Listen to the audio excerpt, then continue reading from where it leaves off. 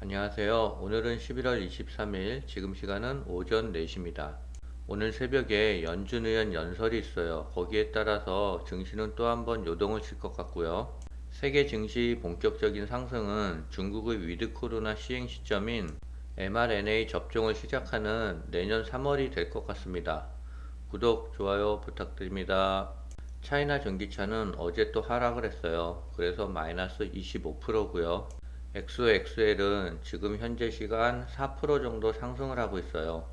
그래서 17% 수익 구간이고요. 오늘 새벽에 연준 의원들의 연설이 있어요. 매파냐 비둘기파냐에 따라 가지고 증시는 상하로 요동칠 것 같아요.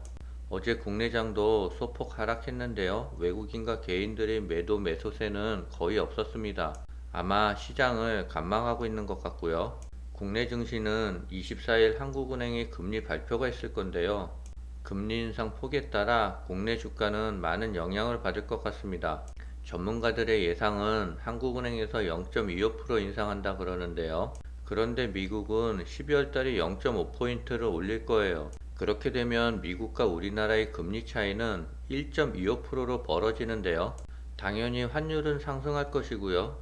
외국 자본은 이탈이 가속될 거라고 예상합니다. 삼성전자도 당연히 영향을 받을 수밖에 없을 거예요. 삼성전자 매수를 고려하시는 분들은 이분할 시점을 좀 보수적으로 잡아서 60일선으로 봐야 될 것 같아요. 한국과 미국의 금리 차가 1.25%로 역전된 것은 아직까지는 가보지 않은 길인 것 같은데요. 24일 날 한국은행이 0.25%를 인상한다면 국내 시장의 충격이 어느 정도 될지는 지켜봐야 될 것 같습니다. 삼성전자의 파운드리 사업부가 엔비디아와 퀄컴, IBM, 바이두 등 3나노미터의 공정 고객을 확보했는데요. 약 1, 2년의 개발 과정을 거쳐 이르면 2024년께부터는 공급이 이루어질 전망이라고 합니다. 스마트폰 서버 등에 들어가는 고성능 반도체가 삼성전자의 3나노 파운드리 공장에서 양산될 예정입니다.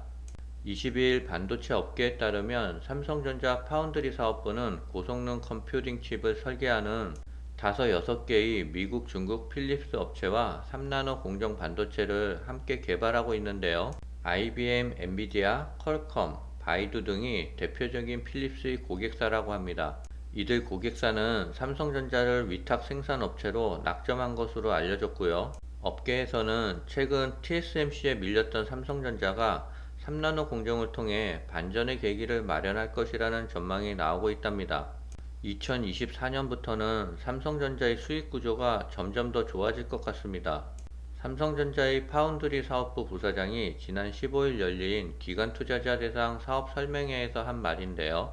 삼성전자는 최근 1, 2년간 4에서 5나노 파운드리 공정의 고객 확보전에서 TSMC에 밀렸고 퀄컴, 엔비디아 등 주요 고객들이 주력칩 위탁 생산을 TSMC로 돌렸답니다. 하지만 최근 3나노에서는 반전의 계기를 만들었다는 게 삼성전자의 설명인데요. 신 부사장은 3나노 공정은 게임 체인저라고 강조하고 있습니다.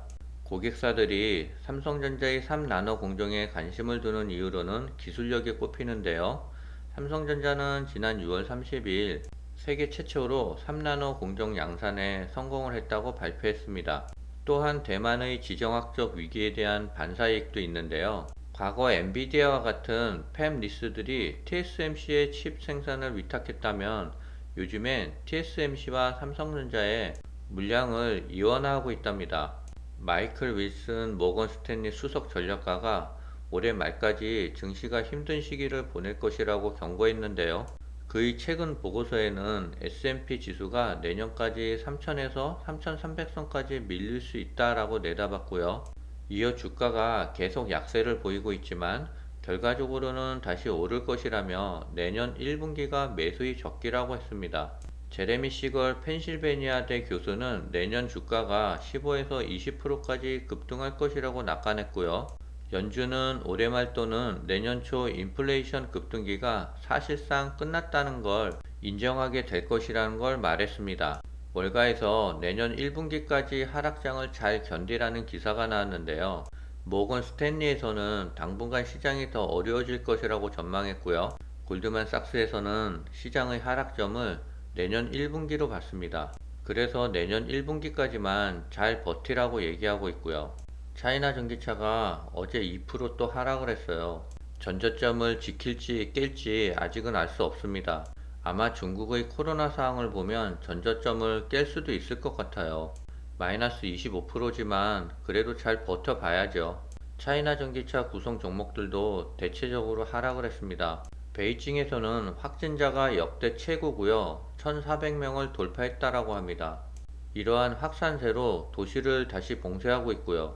중국의 봉쇄 재개로 주식은 순매도로 전환했고요. 아마도 중국은 mRNA 백신을 보급할 때가 중국 경제의 전환점이 될 것 같아요. 중국의 외국인 자금은 정부 정책에 대한 의구심으로 6거래일 만에 중국 본토 주식에 대해 순매수에서 순매도세로 전환했는데요. 중국산 리보핵산 백신 보급이 중국 코로나 방역 기조의 전환점이 될 것이라는 의견도 나왔습니다. 중국은 현재 총 11개의 리보핵산 백신 개발 파이프라인을 진행 중에 있고요.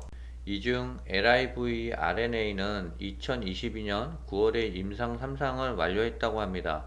시장 참여자들은 중국 정부의 방역 기조가 번복될 수 있다는 불안감을 품고 있다며 정부가 공식적으로 1차 방역 지침 완화를 발표했고 앞으로 추가적인 완화 조치가 발표될 것이라고 예상하고 있지만 전제 조건은 중국산 리보핵산 백신 접종이라고 얘기했고요.